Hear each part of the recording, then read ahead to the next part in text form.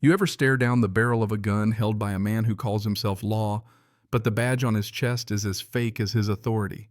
Because that's where I found myself, right in front of my own house, middle of a perfect Colorado afternoon, with three self-appointed HOA officers blocking the only road home.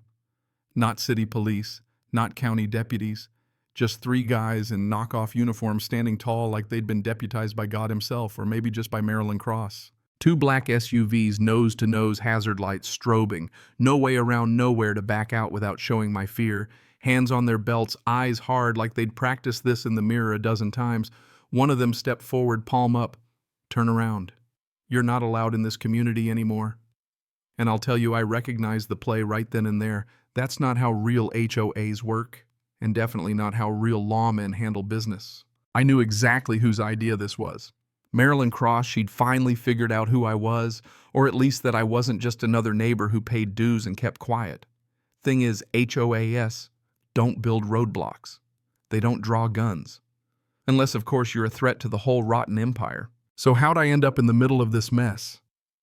Well, let me talk to you straight, because you need to know how deep the rabbit hole goes before you think I was just some victim. I didn't move here by accident. I was assigned. 2 years on the inside. See, the complaints were piling up, elderly folks hit with fines they never understood, cash payments demanded with no receipts, foreclosure threats that never saw a courtroom, no paperwork, just fear, just pressure. On paper, it looked like your standard HOA headache, but underneath it was a machine organized fraud, neat as you please. Marilyn wasn't your average HOA president. She ran that place like her own little government. Fake officers collecting, bullying, squeezing folks who never thought to fight back. By the time I moved in, she'd pocketed nearly $355,000 from people too scared or too polite to question her. My job: move in, keep quiet, gather proof, follow the money. So I paid my dues, waved at neighbors, nodded at the so-called officers. But I was watching recording license plates, keeping tabs on whose doors they knocked, which houses got warnings, who always seemed nervous on trash day. And you know what? People started to notice. A few neighbors, older couple on the corner, they refused a fine. Nothing happened. No one came to take their house. Folks started whispering, comparing stories. Marilyn, she noticed too, and she didn't like it. She cornered me one evening. "It'd be better for everyone if you found somewhere else to live," she said, all smiles and sugar. I just nodded, didn't budge. That's when things escalated. No warning letters, no lawyer talk, just 3 men, dark SUVs, and a pistol pointed at my chest. Standing in front of my car, pistol up, he repeated himself. "You're not allowed here anymore. HOA decision. You want to talk about cold?" That was it. Except I didn't back down. I told him, steady as I could manage. "You don't have that authority. This isn't an HOA road. This isn't your jurisdiction, and you don't get to point a gun at me." He smiled, gun a little higher, like maybe he'd get a medal for this. Orders came from the top. "Marilyn wants you gone." That's when I realized I was past the point of quiet investigation. This was assault, pure and simple. And the only way out was through. You ever find your body moving before your brain catches up? I didn't wait. My own pistol was already by my thigh, hidden from view. I shifted my weight, then snapped his wrist sideways, redirecting the barrel just as the gun went off. That sound, let me tell you, it's not just loud, it's a physical thing. A punch to the ear, a hot wave against your face. His grip broke. I drove my fist straight into his ribs, felt something give. He dropped, sucked air like he was drowning. I didn't hesitate, brought my pistol up, fired one shot center mass. He hit the ground back flat, fake authority spilling out along with his breath. His gun bounced off the pavement. The other two shock. One ran for the SUV, fumbled the door like maybe he'd left his courage inside. I fired twice. First shot hit second, sent him spinning into the side of the car. He went down, screaming. The last one, he was gone before I could blink, tires screeching, vanishing down the road. I didn't chase. I stood there, breathing hard, weapon lowered. Phones were out now, neighbors shouting, someone yelling, "They're not real cops." Another screaming for someone to call 911.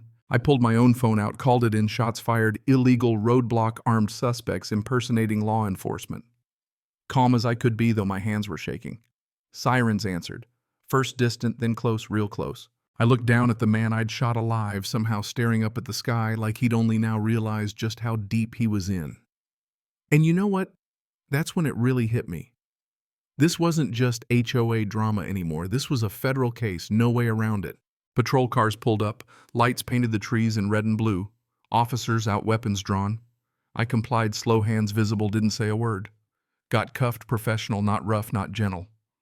One cop leaned in, asked, "You want to explain why 3 HOA officers tried to run a roadblock and drew down on you?" I just said I will, but not to you. That's when the real players showed up, unmarked SUVs, quiet, calm men in suits. My case agent stepped out, showed his badge, FBI. To the local sergeant, he said, "This is our operation, cuffs off." Scene changed, neighbors whispering, phones down. My credentials handed over, no ceremony. Badge spoke for itself. "This has been an undercover assignment," my agent told the officers. "Target HOA, fraud, extortion, impersonation of law enforcement, conspiracy." The roadblock escalated it to armed assault. One by one, the pieces fell. The man I shot stabilized, loaded into the ambulance, would live, but never walk again. Charged impersonation, armed assault, conspiracy. 18 years. The second one, 14. The runner who spilled his guts, 9. Marilyn Cross. She got the worst, 26 years federal prison, restitution, permanent ban from anything HOA. You know what's wild? Her office told the whole story. Cash ledgers masked as dues, burner phones, spreadsheets marking out the most vulnerable homeowners. Over 2 years, $355,000 drained from good people. Court ordered the association dissolved. Every cent paid back with interest. The neighborhood set free. Weeks later, I drove by the spot where it all went down. Just an empty stretch of asphalt, no SUVs, no flashing lights, no play pretend cops. A quiet road leading home finally. You want to know what sticks with me? It's that moment, pistol rising, that smug smile, that voice telling me to turn around. Power, real or fake, always thinks it's untouchable right up until it runs into something bigger. These folks thought their authority came from imitation. But they forgot sometimes the law's already standing in front of them and it doesn't blink. So tell me this. What would you have done in my shoes?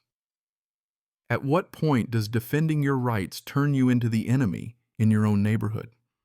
And do you think justice was served here, or did it just find the lowest branch to hang from? Drop your thoughts. Share your story. Ever gone up against a bully with a badge, fake or real? I read every word. And hey, remember, karma has a way of finding the folks who think they're above the law.